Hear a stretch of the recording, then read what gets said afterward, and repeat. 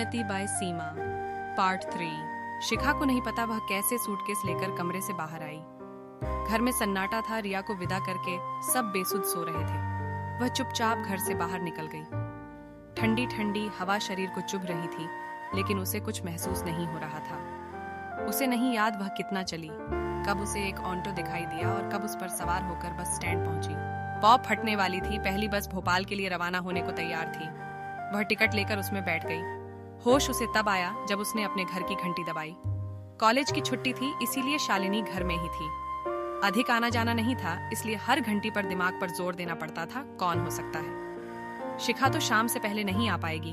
दरवाजे पर शिखा को देखकर आश्चर्यचकित रह गई, लेकिन मुख पर निगाह पड़ते ही घबरा गई। शिखा माँ को देखते बिलख पड़ी। 6-7 घंटे का सब्र जैसे टूट गया हो। माँ से लिपटकर फूट फूट कर रोई। शालिनी बेटी को संभालते हुए अंदर ले गई। उसकी कुछ समझ नहीं आ रहा था, क्या हो गया है। सुबकते हुए जब शिखा ने सारा वृत्तांत सुनाया तो शालिनी सुन्न सी हो गई। किसी तरह अपने को संभाल कर रसोई से गर्म दूध लाई, शिखा को पिलाया, बिस्तर पर ले जाकर सुला दिया। तन मन से थकी शिखा माँ की बाहों में आकर निश्चित सी हो गई। अपनी सारी चिंता माँ को ओढ़ा दी। धीरे धीरे स्वयं नींद के आगोश में समा गई, लेकिन शालिनी जैसे बौरा गई। दूसरे कमरे में जाकर दरवाजा बंद करके जमीन पर बिखर गई। चीख चीख कर ऐसे रोई मानो 20-21 साल से जो दर्द सीने में दबा था, आज कलेजा फाड़कर बाहर निकलकर ही दम लेगा। उसकी बेटी के साथ ऐसा कैसे हो सकता है। उसने उसके जन्म होते ही प्रतिज्ञा ली थी, वह अपनी बेटी की हिफाजत जान से भी अधिक ध्यान से करेगी। लेकिन नियति के आगे इंसान कितना बेबस है। घंटों बैठी ऐसे ही रोती रही। उधर रिया को विदा करके सबने घर में प्रवेश किया। पुष्पा का बेटी को विदा करके बुरा हाल था। रो रो कर चेहरा सुजा लिया था। रिश्ता पक्का हुए 6 महीने हो गए थे। जानती थी बेटी एक दिन ससुराल जाएगी, लेकिन विदा करके कलेजा मानो फटने को आ रहा था। पुत्री के पैदा होते ही हर माँ जानती है कि एक दिन अपने दिल के टुकड़े को अपने से अलग करना होगा। दीपा बार बार माँ को चुप कराने की कोशिश करती, कभी पानी पिलाती तो कभी मजाक करती, लेकिन कोई लाभ नहीं हो रहा था। कहीं ब्लड प्रेशर ना बढ़ जाए, तबीयत ना खराब हो जाए, सबको चिंता होने लगी थी। सुमन ने तब दीपा से कहा कि वह अपनी माँ के पास ही लेट जाए। वैसे भी सुबह होने में समय अधिक नहीं रह गया था। पुष्पा को कुछ चाहिए होगा तो दीपा उसका अच्छा ध्यान रख सकेगी। दीपा अपनी माँ के साथ दूसरे कमरे में सो गई। 9 बजे जब उसकी आंख खुली तो उसे शिखा का ध्यान आया। तुरंत गाउन डालकर रोहन के कमरे की ओर भागी। पता नहीं शिखा की तबीयत कैसी है। कमरे में पहुंचकर वह दंग रह गई।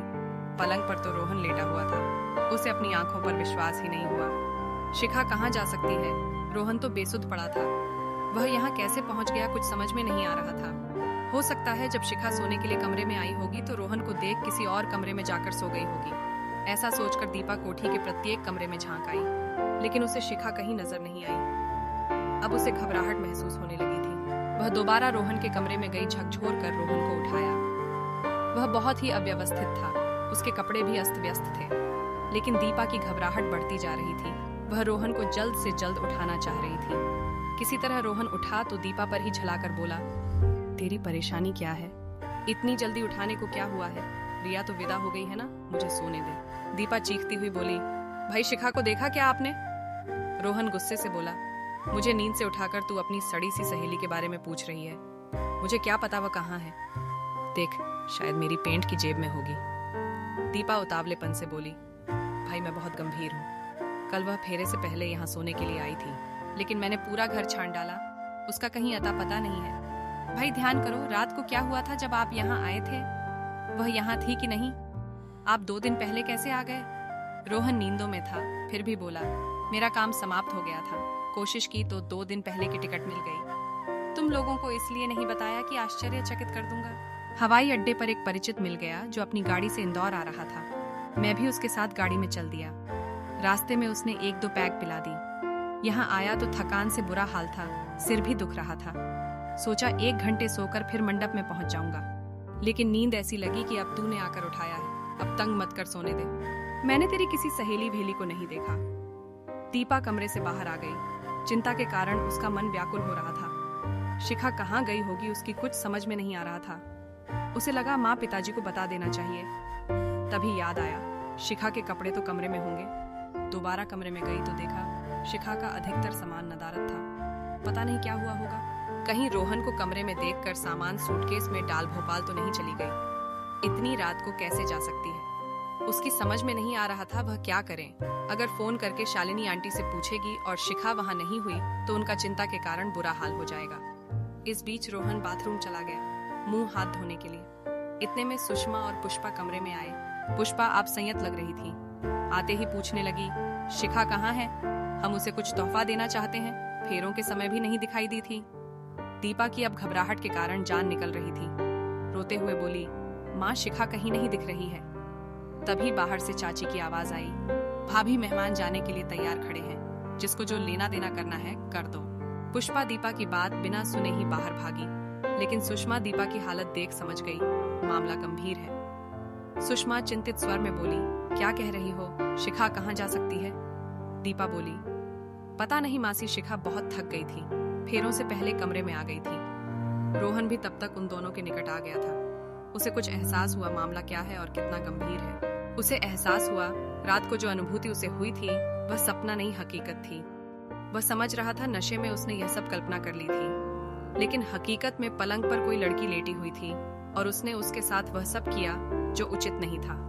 वह पलंग पर धम से बैठ गया। चादर की हालत देखकर समझना मुश्किल नहीं था यहाँ रात को क्या हुआ होगा। चादर पर पड़े धब्बों ने उसके शक को पुख्ता कर दिया। रोहन के साथ सुषमा की नजर भी चादर पर गई और वह भी समझ गई कि रात को क्या हुआ होगा।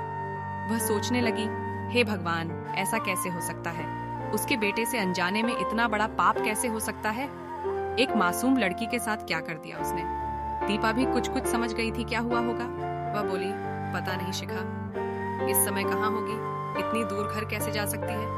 कहीं उसने कुछ कर तो नहीं लिया होगा। सुषमा की आंखों के आगे शिखा का भोला सा चेहरा घूम गया। वह बोली, नहीं, ऐसा कुछ नहीं हुआ होगा, वह सही सलामत होगी। लेकिन उसकी आवाज में संशय झलक रहा था। सुषमा चिंतित स्वर में बोली, शिखा के घर फोन लगाओ, उसके मोबाइल पर कोशिश करो, पता तो लगाना चाहिए वह इस समय है कहाँ और कैसी है।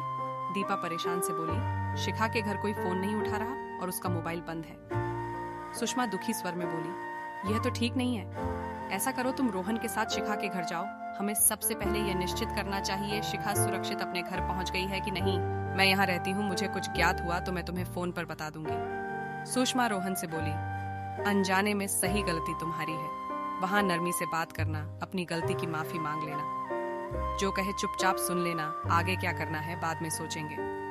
रोहन की माँ के आगे बोलने की हिम्मत नहीं थी। सिर हिलाकर चुपचाप दीपा के साथ बाहर चला गया। रास्ते में रोहन एक शब्द नहीं बोला। उसके मन में क्या चल रहा था कहना मुश्किल है। शिखा को उसने ना कभी देखा था, ना उसके बारे में कुछ जानता था। दीपा के दिमाग में उधेड़बुन चल रही थी। शिखा के मन पर क्या बीत रही होगी और कैसा महसूस कर रही होगी। दुखी तो बहुत होगी, पता नहीं कहाँ है, घर पहुंची कि नहीं। अगर घर नहीं पहुंची होगी तो दीपा अपने आप को कभी माफ नहीं कर पाएगी। कांपते हाथों से दीपा ने फोन मिलाया। बहुत देर तक घंटी बजती रही लेकिन किसी ने नहीं उठाया। दीपा को बहुत डर लग रहा था, ना जाने शिखा कैसी होगी, किस हाल में होगी। अगर घर पहुंच गई तो शालिनी आंटी को क्या बताया होगा और उनकी प्रतिक्रिया क्या होगी। सोच सोच कर उसका सिर फटने को हो रहा था। सुबह से एक प्याला चाय तक नहीं पी थी। यही हाल रोहन का था। हे भगवान, सब ठीक ठाक हो। अपनी तरफ से उसने सभी देवी देवताओं से मन्नतें मांग ली थी। शिखा उसकी सबसे अच्छी सहेली थी। क्या वह उसे कभी माफ कर पाएगी? कितने विश्वास के साथ उसके साथ गई थी, कितनी खुश थी, और उसके मौसेरे भाई के कारण उसकी क्या हालत हो गई। दीपा को बहुत अफसोस हो रहा था। उसे रात को शिखा को अकेले घर में नहीं जाने देना चाहिए था। शिखा को किसी भी तरह रोक कर रखती या स्वयं उसके साथ कमरे तक जाती। उसे सुलाकर कमरा ठीक से बंद करवा कर आती। उसे क्या पता था ऐसा कुछ हो जाएगा। शालिनी आंटी शिखा को भेजते हुए डर रही थी। उनका डर सच हो गया। शिखा ने अगर आत्महत्या कर ली तो उसकी जिम्मेदार वह होगी। जीवन भर कैसे अपने आप को माफ कर पाएगी। भाई पर भी गुस्सा आ रहा था। ऐसे कैसे पीकर होश खो दिया, इस तरह कोई कैसे कर सकता है। उसकी कुछ समझ में नहीं आ रहा था क्या करें और क्या ना करें। एक बार और फोन लगाने की कोशिश की लेकिन व्यर्थ। रोहन के स्वर से उसकी तंद्रा भंग हुई। वह शिखा के घर का रास्ता पूछ रहा था। दरवाजे की घंटी दबाते हुए दीपा की उंगली कांप रही थी। कई बार घंटी बजाने के बाद शालिनी ने दरवाजा खोला। शालिनी का मुख सूजा हुआ था, आंखें लाल हो रही थी, बाल किसी तरह हाथों से बैठाए हुए लग रहे थे, साड़ी सिकुड़ी हुई थी। कॉलेज में शालिनी अपनी सूती साड़ियों के लिए जानी जाती थी। कलफ लगी स्त्री की हुई साड़ी ऐसी होती कि लड़कियां सलवटें ढूंढने की शर्त लगा लेती। चाहे उसे सुबह कॉलेज आते हुए देखे या कॉलेज खत्म होने पर जाते हुए, उसकी साड़ी का कड़कपन उनके स्वभाव से मिलता हुआ था। प्रभावशाली व्यक्तित्व की स्वामिनी शालिनी एक कातिल औरत की तरह उनके सामने खड़ी थी। शालिनी की ऐसी हालत देख दीपा का कलेजा मुंह को आ गया। एक बात तो निश्चित थी, शिखा घर पहुंच गई थी और शालिनी को सब ज्ञात हो गया था। दीपा धीरे से बोली, आंटी शिखा कहाँ है? वह ठीक तो है? एक बार उससे मिलने दीजिए। कह नहीं सकते शालिनी ने कुछ सुना कि नहीं, वह शून्य में ऐसे देख रही थी मानो वह दोनों वहां थे ही नहीं। रोहन ने भी हिम्मत करके कहा, आंटी मैं अपनी गलती स्वीकार करता हूँ, मैं अपने होश में नहीं था, गलती मेरी है। आप जो सजा देना उचित समझे दे सकती है, बस एक बार शिखा से मिलकर क्षमा मांगना चाहता हूँ। अचानक शालिनी ने रोहन की ओर क्रोध से देखा। उसकी आंखें अंगारे बरसा रही थीं। वह चीख कर बोली, मेरी बेटी का नाम अपनी जुबान पर मत लाना। उसके आसपास भी दिखाई दिए तो मुझसे बुरा कोई नहीं होगा। तुम्हें जान से भी मारना पड़ा तो मैं पीछे नहीं हटूंगी। यहाँ से तुरंत चले जाओ, इससे पहले कि मैं कुछ कर बैठूं। शिखा किसी से नहीं मिलना चाहती है। दरवाजा इतनी जोर से बंद करने की आवाज हुई कि खिड़कियों के कांच तक हिल गए। कहानी जारी रहेगी। आगे की कहानी अगले भाग में, अगला भाग जल्द ही आएगा। कमेंट में जरूर बताएं कि आपको कहानी कैसी लगी। कहानी अच्छी लगी है तो वीडियो को लाइक कीजिए, शेयर कीजिए और हमारे चैनल को सब्सक्राइब करके बेल आइकॉन को भी दबा लीजिए ताकि मैं जब भी वीडियो अपलोड करूं आपको वीडियो का नोटिफिकेशन मिल सके। तो चलिए दोस्तों, मिलते हैं नेक्स्ट वीडियो में। तब तक के लिए bye and thanks for watching video.